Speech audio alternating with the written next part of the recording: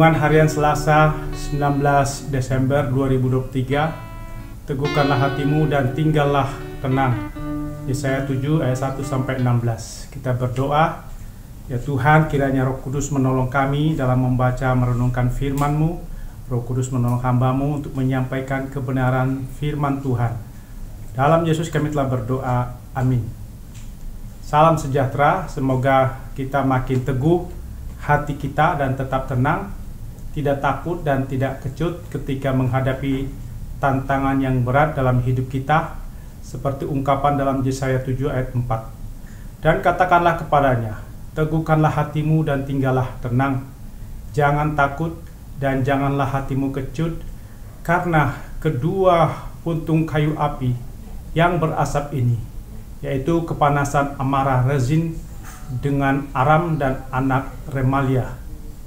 Ketika ada dua kerajaan mau menyerang kerajaan Yehuda yang dipimpin Raja Ahaz, maka Tuhan berfirman kepada Yesaya untuk mengatakan kepada Ahaz agar tidak takut, tidak kecut hatinya, tapi teguh hati dan tetap tenang.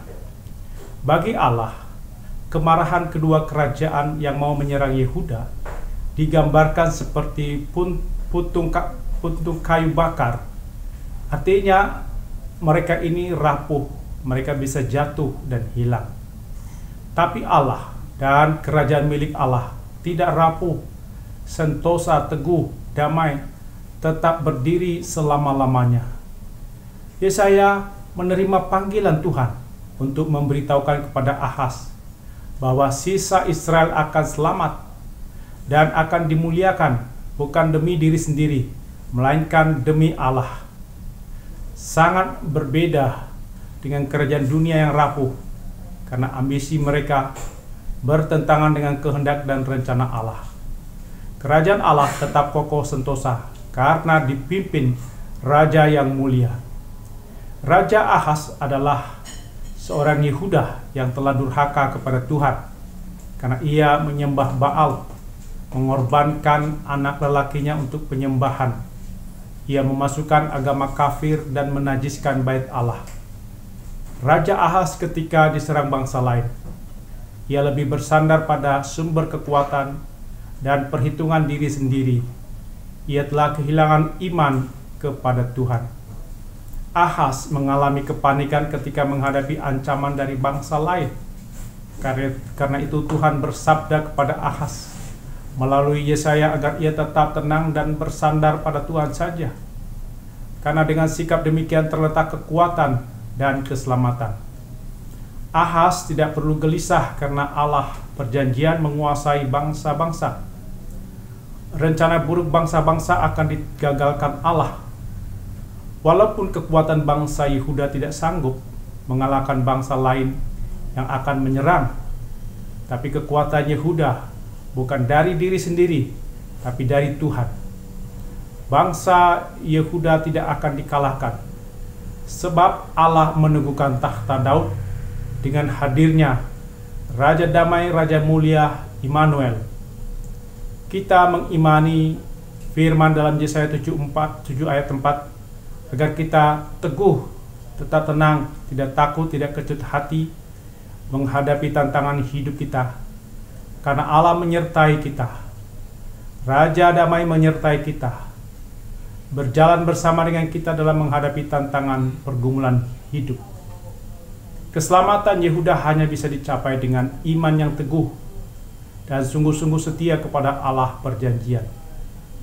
Namun ketika Ahaz ragu-ragu dengan perintah, kehendak Tuhan, maka ia lebih percaya pada pikiran sendiri, rencana, dan kebijakan sendiri. Tuhan terus meyakinkan Ahaz dengan memberi tanda Immanuel. Tapi Ahaz secara munafik menolak tanda-tanda dengan alasan tidak mau mencobai Tuhan. Padahal yang sebenarnya ia meragukan, menolak kehendak Tuhan. Ahaz mengeraskan hati, tidak mau mendengar dan melihat firman Tuhan. Yesaya sangat kesal dengan sikap Ahaz. Ketika kedukaan, kegagalan, kesulitan menimpa kita, bisa jadi kita seperti Ahaz, ragu-ragu pada kehendak Tuhan, dan lebih percaya pada pikiran sendiri. Tuhan berkomunikasi dengan Ahaz melalui Nabi Yesaya. Dalam komunikasi kita menemukan bahwa terdapat dua bentuk umum tindakan yang terjadi. Pertama, penciptaan pesan atau lebih tepatnya penciptaan pertunjukan. Kedua, penafsiran pesan atau penafsiran pertunjukan. R. Wayne Pace Donnev Falls, Komunikasi Organisasi Remaja Kosda Kara 2002.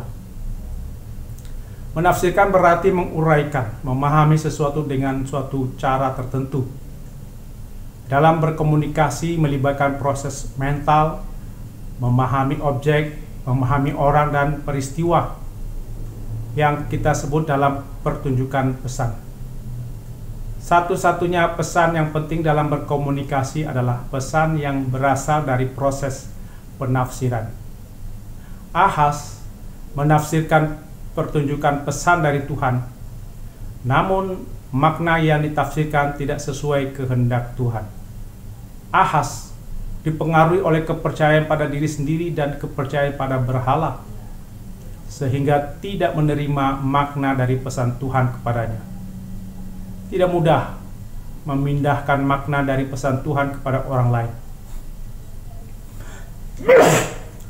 Tuhan sudah berusaha memberi tanda agar makna pesan dari Tuhan bisa dipahami, tapi Ahaz menolak tanda tersebut. Tanda dari Tuhan, Immanuel, terus dikomunikasikan kepada kita pada masa sekarang. Apakah kita memahami makna dari pesan Tuhan tersebut? Apakah kita menolak tanda dari Tuhan tentang Immanuel, Allah beserta kita? Apakah kita mengeraskan hati, tidak menerima makna dari pesan Tuhan ini? Apakah kita ragu-ragu terhadap makna dari pesan Tuhan? Apakah kita lebih percaya pada pikiran, rencana, kebijakan sendiri? Makna dari Immanuel, Allah beserta kita adalah agar kita percaya Allah itu setia mengasihi kita, setia menyelamatkan kita, dan sabar menantikan kita bertobat agar diselamatkan. Allah beserta kita berarti Allah melepaskan dan menyelamatkan umat yang setia dan menghukum orang yang tidak setia dan menolak Allah. Seperti Ahaz yang menolak Tuhan mendapat hukuman Allah. Tanda Immanuel berarti Allah membuka jalan baru bagi umat Tuhan yang mampu menolak yang jahat dan memilih hal yang baik. Tuhan beserta kita berarti Tuhan memelihara umatnya dengan cara yang ajaib. Tanda Immanuel untuk meneguhkan dan menggenapi janji-janji peringatan Tuhan untuk menghakimi. Tanda memberi kehidupan baru dan penghiburan. Tuhan merencanakan suatu bangsa yang baru berdasarkan iman dan ketaatan, kesetiaan pada Tuhan. Tuhan beserta kita di tengah ancaman kekacauan, seperti ancaman yang dihadapi Ahaz. Tuhan beserta kita, agar kita tetap teguh hati kita pada Tuhan, tetap tenang, tidak takut dan tidak kecut hati kita, karena musuh, ancaman di sekitar mudah dikalahkan Tuhan. Musuh dan ancaman itu seperti puntung kayu api yang berasap, mudah dipadamkan Tuhan.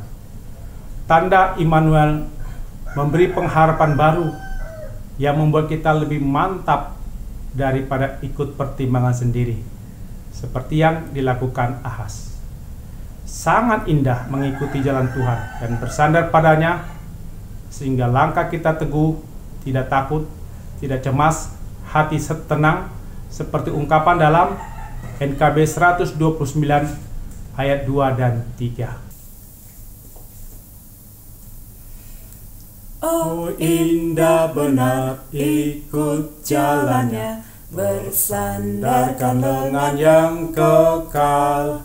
Langkahku teguh, jalanku cerah, bersandarkan lengan yang kekal. aman, aman dari bencana dan sesat, aman, aman bersandarkan lengan yang kekal. Tiada ku cemas, takut pun enyah, bersandarkan lengan yang kekal. Hatiku tenang, ku dihantarnya, bersandarkan lengan yang kekal. Aman, aman dari bencana dan sesat, aman, aman bersandarkan lengan yang kekal. Amin. Mari kita berdoa. Ya Tuhan, kiranya kami makin teguh hati kami dan tetap tenang, tidak takut, tidak kejut ketika menghadapi tantangan yang berat dalam hidup kami. Dalam nama Tuhan Yesus kami berdoa. Amin.